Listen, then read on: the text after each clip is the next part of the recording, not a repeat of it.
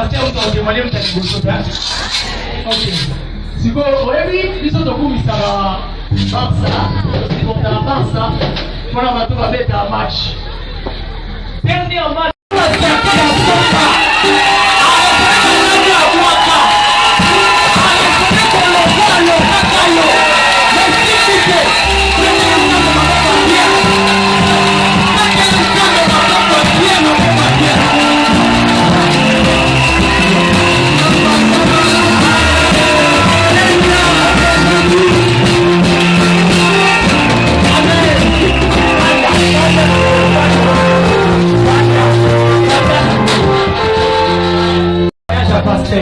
Alléluia. Bouchez voisin, sa voisin, pasteur Ali va témoigner.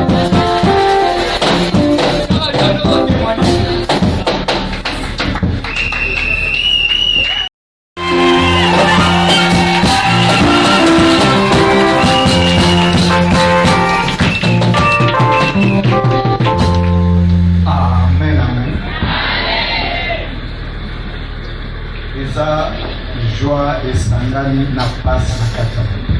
Donc, moto aweko comprendre makambo yango don zambe kaka mutakolela. Situation nanga je crois balandeso na lekai ko témoigner.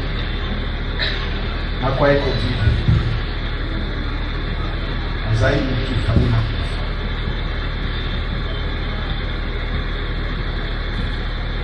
mais son akufaka église etikala na nzela balakisinga mutuka nazali kotambola nango kala na patia ela nga na kiti na bandoki nde bayeba esinga ozokende metala mutuka otiki na nzela zonga omema mutuka tina desation na retour maintenant kati ya rêve wana namoni 2 personnes bakofa oyo nayebi bango baza kati ya motuka bayebisinga tokende nayebisi bango te nga nazongi na église lelka nayebisi bango nazongi na église bakiti na démarre motuka nazoya juste nakomi awa na freine na la mokina ezalaki signe ya liboso ya koyeba ete seigneur alingaki nakende te po sino te motuka elingi etikala na balabala. C'est pourquoi naza kosadrese na bino baserviteur nakotikala éternellement te po ekokoma na ta nzambe akoloba ilifo nake. Vous devez être souple dans ma cambo presque nyonso. Deuxième élément dans l'ina loba wapi Isa. Au moins ce mois na kufa. Na ina na kangayo na miso. Also na kangayo na miso abato. Mwana pasi ya modelo wana boni ya tato bona na. Mais ça za nazote l'hôpital nazoya kosambela mpona bato apa jour na moni makolo na ye vivi signe ya bato te so mwana kufa je t'assure utanga si big conséquence ezeza lona poto te mutu ale mwana oyo mama na ye nani enda bo tout est ba pasteur na ye mparo. Témoignage nanga ezali ya pasi ote kobela kozanga kola bande konanga moto oyo ntango bazoba tokomisa nzambe akomisi nzambe te po aleki na épreuve nalalaka ya kotelema mokolo moko te libumu evili makolo evili naliaka te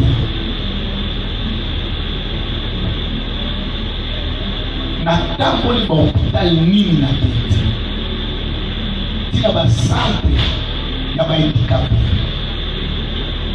situation na isa nzambe na zongi na ndako zwana c'est là où on a qui comment on a rêvé au notre nazali koluka nini na kweko pesa nzambe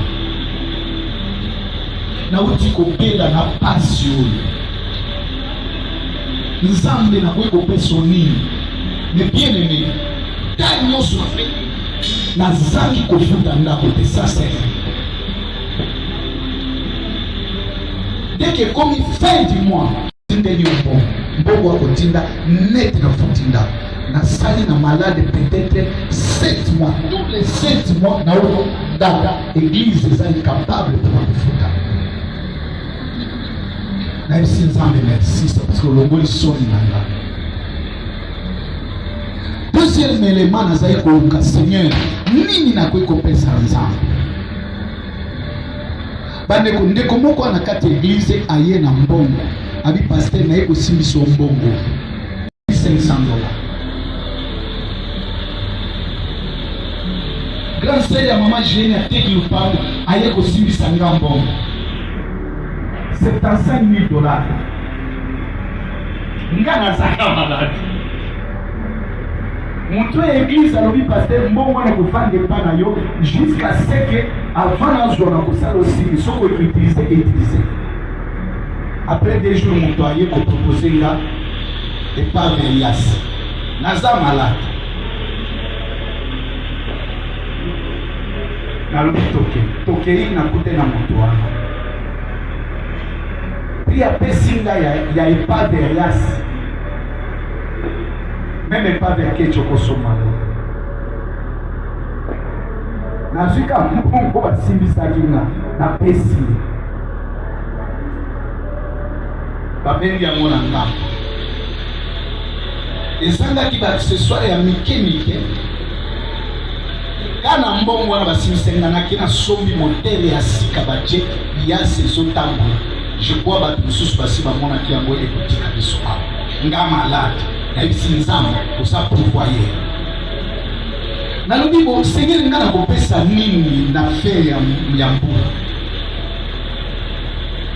grande sœur na mboka abengi nga naza na eloko te baye kopesa nga $150 nazotala sikoyo grande sœur na nzambe ebisai grande sœur patiente nzambe liboso nakendai nasombi moyo bilisango eza te eza stabilisateur ya 5 minutes seke ndenge eza koye atakoya esali ndenge nini kosalelaka ya 100 ya 150 me wana eza ya wat le nakomi na magasin bayisinga kaka $150 na poche nacheka loboko na poche na bimisi yango na binzambe na pesi je n'ai pas encore terminé na yebi eke nde tokoti 2023 meme témoigner bade mutuka etelemi nga na malade mutuka etamboli nga na malade bande tala kangama na nzambe tika kosala maseki topete Yesu Kristo maboko naka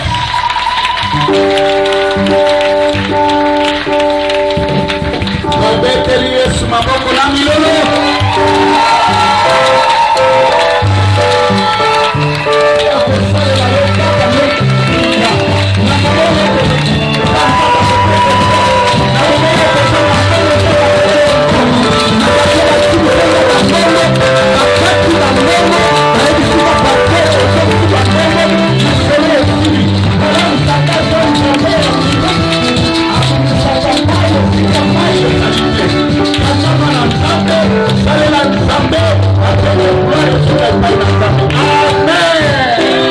Maman azalaki atuni pasteur wana ni ngai sinabi eza epave mutuka abi bino ozobe ngati ezalaka bongo nzamba kipaka kobela te nzamba kipaka akobimisela omeme bisika mai ezalaka te abimisela matika nzambe asalelo.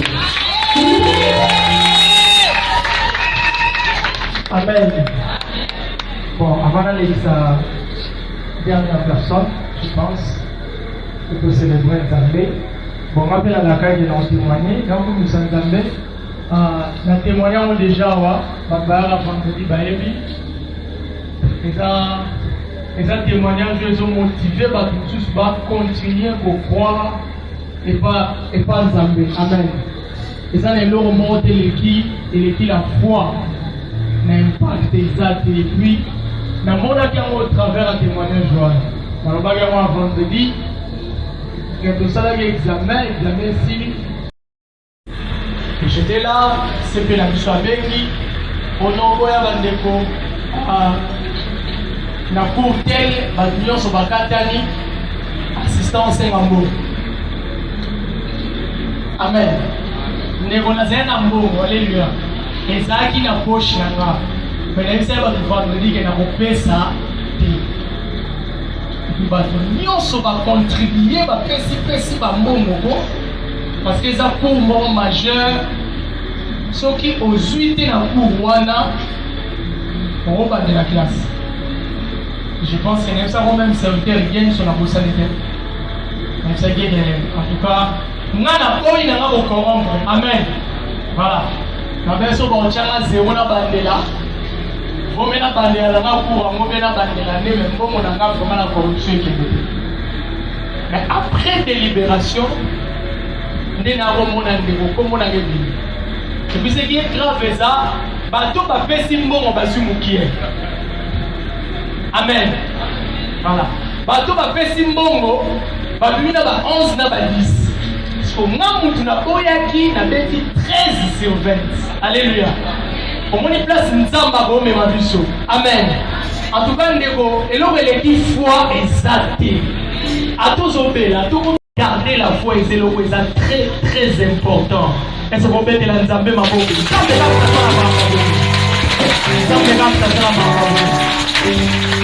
Nzambe ici c'est un trifel alinga témoigner pour la nzambe. Amen. Faites la nzambe maboko.